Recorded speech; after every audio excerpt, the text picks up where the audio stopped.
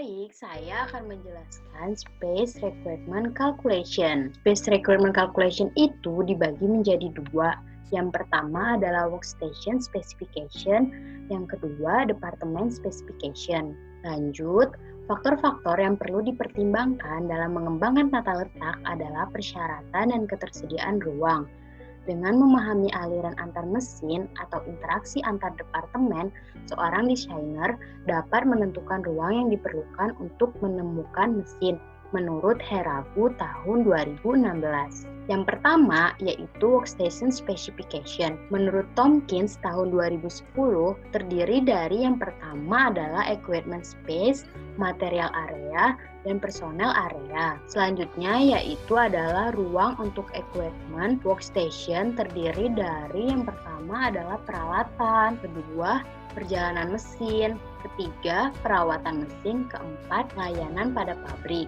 Nah, berikut merupakan rumus ketika kita ingin mencari floor area atau equipment, yaitu total width dikali total depth dikali number of itu didapat dari routing sheet. Selanjutnya yaitu adalah area material untuk workstation terdiri dari ruang yang pertama menerima dan menyimpan material masuk, yang kedua material proses, yang ketiga menyimpan material keluar, yang keempat menyimpan dan mengirimkan limbah dan scrap, yang kelima adalah alat jigs, diet, dan material perawatan. Nah, berikut merupakan rumus untuk kita mencari the material areanya. Ini itu space for receiving, storing inbound material ditambah space for in process material ditambah space for storing outbound material ditambah space for removal of waste and scrap ditambah space requirement for tools, picture, jigs, dies, and maintenance material.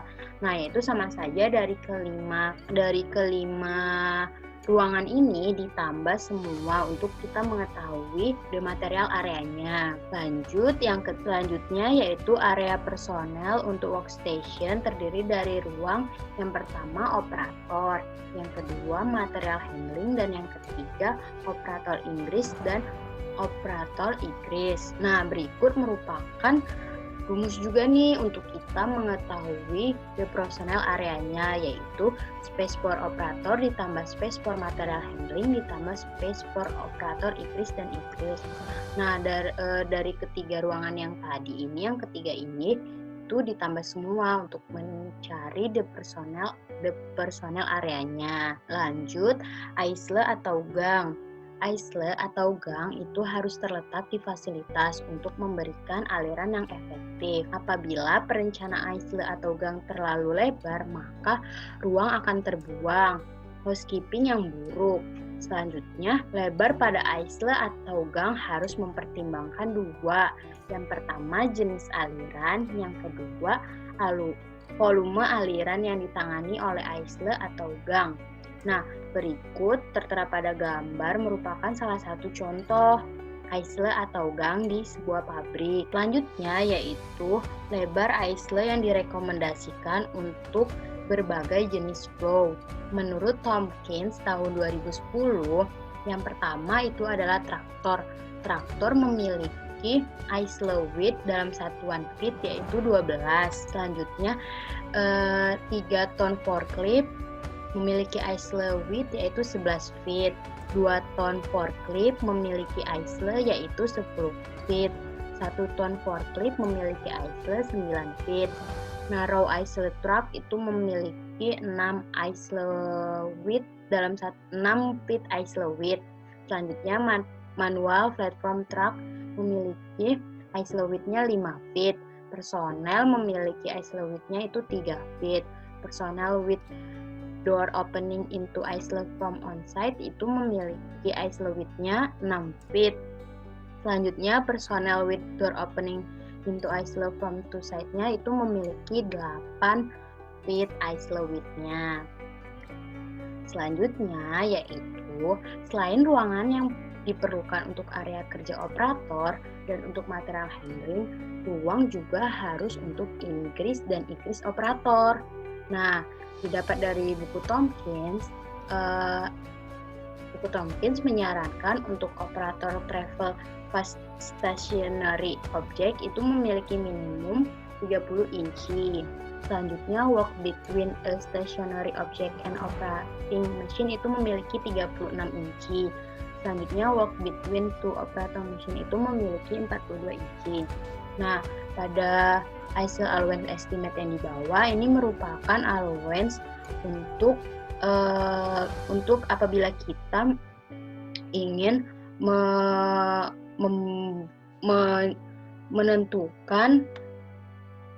menentukan panjang dan lebar dari suatu lahan ataupun suatu pabrik yang akan kita buat. Pada kurang dari 6 feet, Iceland-nya 5-10%, 6-12 feet, Iceland-nya 10-20%, terus 12-8 feet itu 20-30%, selanjutnya lebih besar dari 18 feet itu Iceland-nya 30-40% menurut Tompkins tahun 2010. Selanjutnya yang kedua yaitu Department Specification.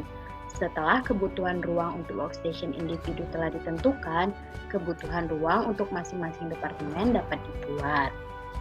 Nah, berikut merupakan ruang-ruang yang terdapat pada Department Specification seperti possible tools, possible dies, equipment maintenance, plan, housekeeping item, storage area, operator, spare part, problem board, dan lain-lainnya sesuai dengan kebutuhan pabrik per departemennya. Nah, berikut merupakan contoh dari kalkulasi estimation space requirement. Berikut merupakan study case-nya, yaitu yang pertama dapat dilihat pada tabel area, station, width, length, dan requirement space-nya. Yang pertama, kita akan menghitung bagian manufaktur. Nah, di manufaktur itu terdapat beberapa WS. Yang pertama itu ada WS Fabrication, Strip Shear, Scope Shear, Punch Press, Roll Former. Selanjutnya juga ada dari WS ini terdapat Fabrication Total Space-nya. Terus juga ada Waste Spot Well, Waste Pan, Waste Assembly-nya. Nah, dari yang pertama nih, dari Workstation Fabrication, dengan stasiun 2, dengan width-nya 9,5 dan length-nya 12, equipment-nya yaitu adalah 228, didapat dari 2 dikali 9,5 dikali 12 yaitu 228. Berlaku juga untuk semuanya, yaitu seperti strip share 4 dikali 7 dikali 13 sama dengan 364. Selanjutnya, apabila semuanya sudah dihitung dengan cara mengalihkan station dikali width dikali length untuk menghasilkan requirement-nya. Nah, selanjutnya yaitu dari WS yang pertama ini ditotalkan dari hasil requirement-nya, yaitu 228 ditambah 364 ditambah 264 ditambah 528 ditambah 108 yaitu hasilnya 1492. Selanjutnya kita menghitung WS selanjutnya, yaitu seperti WS Spotwell, WS Pen, dan WS Assembly, sama saja seperti WS Fabrication tadi, yaitu station ditambah width ditambah length untuk menghasilkan requirement-nya, yaitu seperti ini dicontoh pada tabel 1 dikali 26 dikali 30 yaitu 780.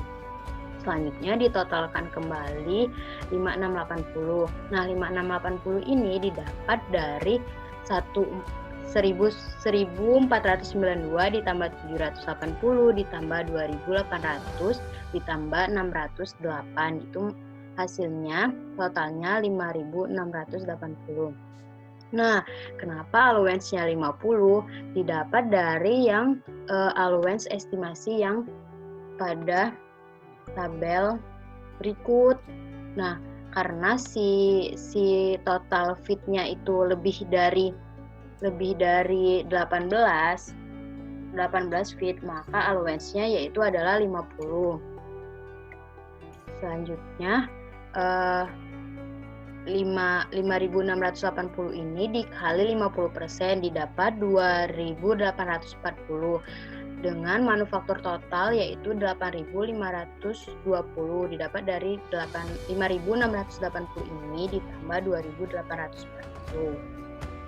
Selanjutnya kita menghitung production service.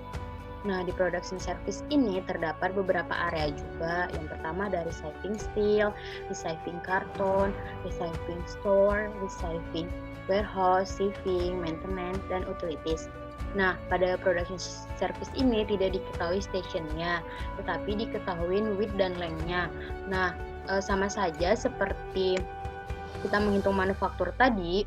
Nah, di sini kita pada menghitung production service ini, kita menghitung hanya di width dikalikan length saja, karena si stationnya tidak diketahui. Nah, yaitu 13 dikali 25 sama dengan 325 requirement-nya untuk receiving steel-nya. Selanjutnya 17 dikali 19 yaitu 323 berlaku untuk semuanya. Dengan total production service-nya yaitu 6.750. Nah, selanjutnya kita menghitung employee service. Nah, pada employee service ini ada beberapa yang terdapat stationnya dan ada beberapa juga yang tidak. Sama saja seperti manufaktur dan production service ini, apabila stationnya diketahui maupun tidak diketahui, tetap kita kalikan. Seperti yang pertama ada employee entrance, yaitu stationnya tidak diketahui, maka kita mengalihkan width dan length-nya, yaitu 10 dikali 20 sama dengan 200 untuk requirement-nya. Seperti locker rooms itu terdiri dari 50 employee dengan width dan length-nya itu 3,5 feet. Jadi 50 dikali 3,5 yaitu 175 berlaku untuk semuanya. Apabila selesai, maka di total untuk employee service-nya yaitu 1.265. Untuk office-nya yaitu terdiri dari 11 employee station-nya dengan width dan length-nya itu 200 feet. Maka hasilnya 2.200.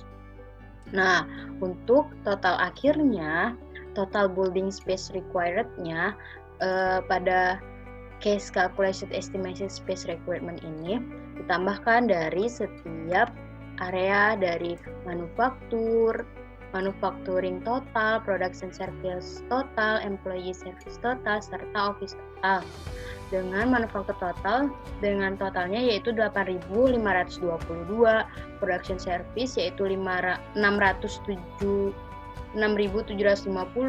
employee service-nya 1.265, dan office totalnya 2.200.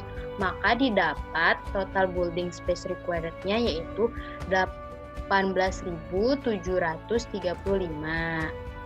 Nah, apakah sudah paham teman-teman? Jika belum paham, saya akan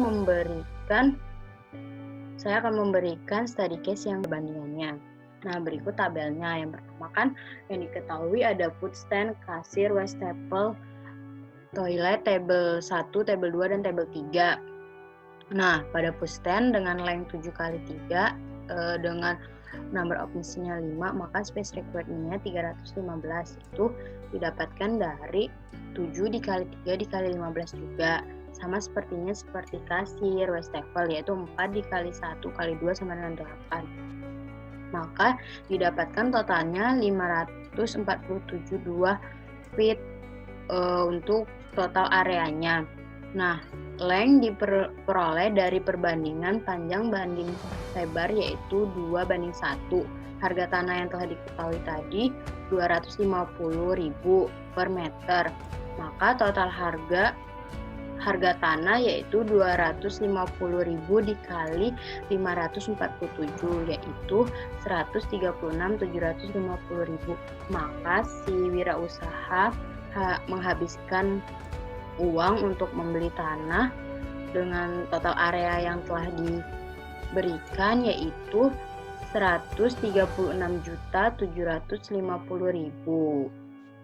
Nah, sekian dari penjelasan tentang space requirement calculation.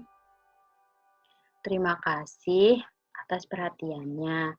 Lebih dan kurangnya mohon maaf.